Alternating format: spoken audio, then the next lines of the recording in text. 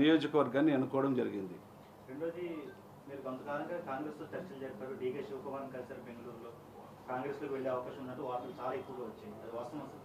అది అవాస్తవం. ఎందుకంటే నాకు చెప్పాలంటే నేను మీతో ఒక ఫ్రెండ్లీగా నాకు మీడియా సోదరులే నాకు పదవులు ఇస్తారేమో అని నేను అనుకున్నాను. మీరు ఒకసారి చెప్పాడు అన్ని విషయాలుగా. నేను ఏదో కర్ణాటకలో ఉన్నాను, అప్స్కండింగ్ అయిపోయినాను, కనుమరుగైపోయినారు అని అన్ని ఛానల్లో వస్తుంటే నేను ఎక్కడ కూడా తెర ముందుకు వచ్చి నేను చెప్పడం లేదు. కానీ డీకే శివకుమార్ కానీ అక్కడ కాంగ్రెస్ ప్రభుత్వం కానీ ఎక్కడ కూడా ఎవరికి కూడా నాకు అటాచ్మెంట్ లేదు.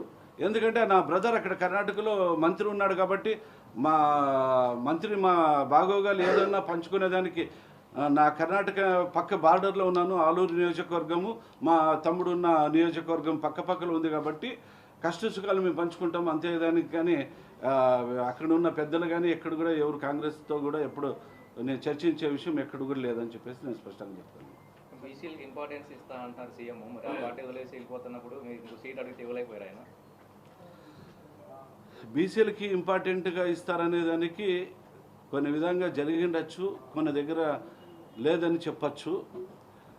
ఎందుకంటే నేను ఒక మాస్గా చెప్పాలంటే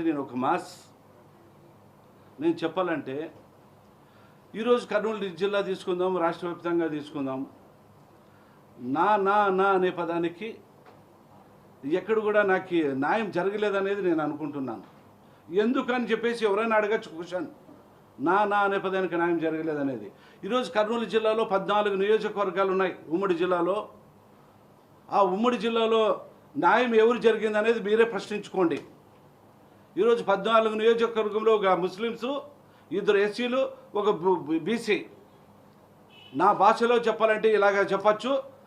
పెత్తందారులు పెద్దలు భాషలో చెప్పాలంటే అది కూడా చెప్పాలంటే చెప్తాను. చెప్పమంటావా? పెద్దలు మా నియోజకవర్గం ఇప్పుడు కర్నూలు జిల్లాలో